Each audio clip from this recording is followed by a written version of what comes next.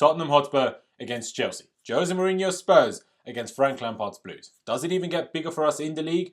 I'm really not sure it does, with the biggest question being, now that Fikayo Tomori is back fit, who starts in our back four? Hello there guys, and welcome back to Blues Fans TV for another preview of mine on this channel, as Chelsea are about to go into, well, one of the biggest games every season that was made even bigger by Tottenham Hotspur appointing Jose Mourinho a few months ago, or 2 months ago, whatever it was. Because it's just huge. Like, it's so big. I want to win this game so badly. Of course, I always want to beat Spurs. But Mourinho there is just, it's just another level. Like, it's ridiculous. Of course, if you are new to Blues Fans TV, please be sure to subscribe. And, you know, if you have subscribed already, also be sure to smash the notification bell button, because sometimes videos just don't show up in sub boxes. And to avoid that problem, so you make sure that you see our videos, just be sure to hit the notification bell button and you will be notified whenever we do upload a video. But now, enough waffling, and let's just get into the preview. Of course, as usual, starting it off by speaking about our opposition, that of course is Tottenham, and Spurs currently sit in 5th in the table on 26 points, so 3 points behind Chelsea from the 17 games played so far, and a goal difference of +8, scoring 32, one more than ourselves, and conceding 24, one less than ourselves, so obviously a better goal difference, meaning if we lose, they go ahead of us in the table, obviously, on goal difference, which, like, especially at the point when they sacked Pochettino, but even in the top 10, I can't remember to be honest, but, you know, they were in a bad place, and obviously our results recently haven't been good at all. You know, of course, the defeats to West Ham, the defeat to Everton, the defeat to Bournemouth last week, really not been good in the league at all, and now Spurs have caught up with us, and if they beat us, they are ahead of us, and it's not very good. Of course, like I mentioned, and as I'm sure all of you know, a few weeks ago, Spurs did appoint Jose Mourinho following the second of Mauricio Pochettino. He's now been in charge for 7 games, and really did manage to turn things around for the time being, at least, with 5, you know, of those 7 games being in the league, and 4 of those 5 games being wins, and just 1 defeat, which, quite funnily enough, I guess, was away at Manchester United. Also, including a rather annoying last-minute winner over Wolves last week, you know, which they beat them 2-1, which was obviously annoying when that notification popped up on my phone. Somewhat unlike Jose Mourinho, they've actually scored a lot of goals so far. 18 goals in his 7 games in charge so far. But also, unlike Jose, they also conceded a lot of goals, actually conceding 12, you know, in the same time. Of course, in the 7 games. 12 goals in 7 games is not like Jose Mourinho. Perfectly like Mourinho, though, is that they've lined up in a 4-2-3-1 in pretty much all of those 7 games so far, with Heung-min Son, Dele Alli, Harry Kane, as well as, I guess, Moussa Sissoko to some extent, and Lucas Moura being their standout player / danger man, you know, in Mourinho's reign, I guess.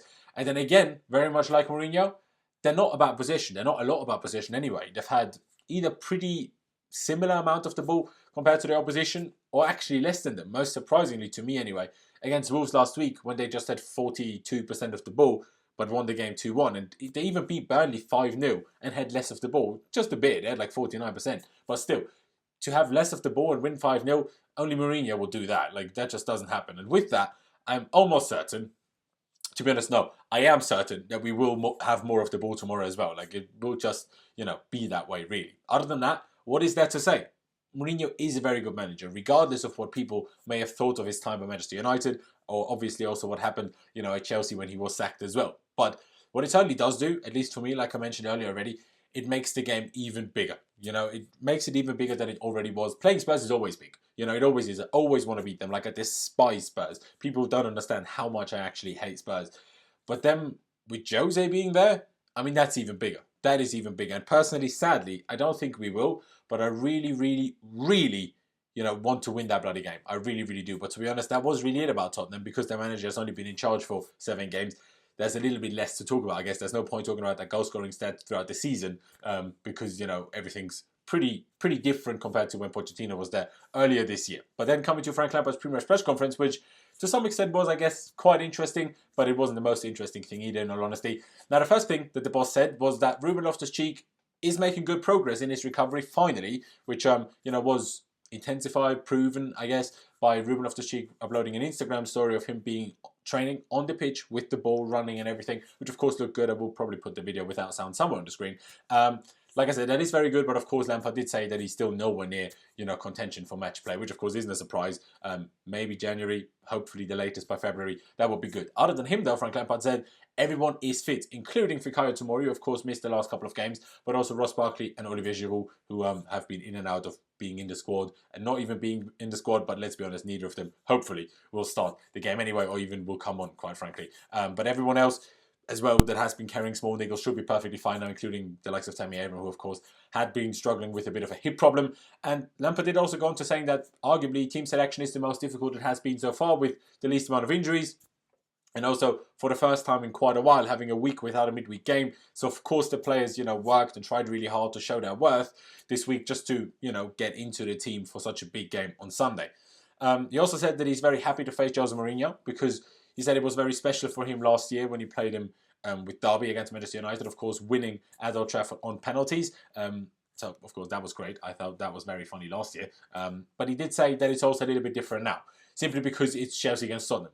Derby against Man United is very different for the whole situation. And he did say that the rivalry between Chelsea and Spurs stands above anything else. Like, that's the most important thing. And also said that, the fans expect the team to approach the game the same way we as the fans do from the stands, with nothing but passion to win the game. And, as much as I loved Sarri, as much as at the start I loved Conte, of course they didn't understand the rivalry like Frank Lampard does. They couldn't have done, and that's not any, blame to them. There's not any slating them in any way, but it's just a bit different. Like when I watched it, I don't know, it just gave me the little tingle and get me even more excited for the game, even though I'm not particularly confident. He also did speak about training, in a week without a midweek game, which of course he said was pretty important. Firstly, to give the squad a bit of a much needed rest, but also to work on the training ground in a more physical way, which, you obviously can't do if you have a game every 3 days, which we have done pretty much since September, with of course the midweek, the international breaks in between. But, even then there's not that many players around anyway, so how much can you really work on? But to be honest,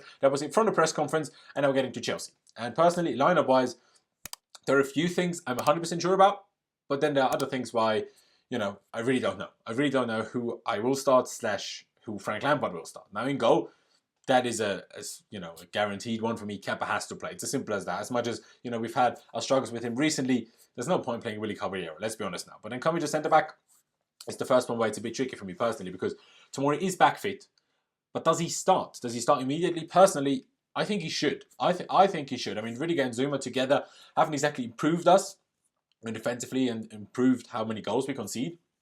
So I think Tomori just deserves a go again. And next to him, even though I actually thought Zuma was a little bit better than Rudiger last week, Rudy, in my opinion, has to stay in the team. He will have improved another little bit more on his match fitness, which of course will make him another little bit fresher and sharper and just more ready for the game.